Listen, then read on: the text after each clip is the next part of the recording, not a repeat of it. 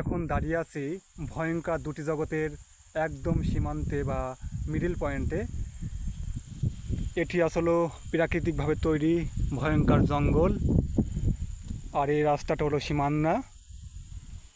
এটা আসলে গহীন পাম বাগান, যত দূর চোখ যাবে পাম বাগান আর পাম বাগান।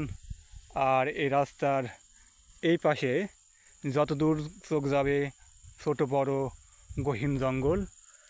এই দুটি জগতের মাঝখানে আছি আমি এখন। দুটি কিন্তু ভয়ঙ্কর সুন্দর, ভয়ঙ্কর সুন্দর। আপনাদের আমার কাছে কিন্তু ভয়ঙ্কর সুন্দর লাগছে।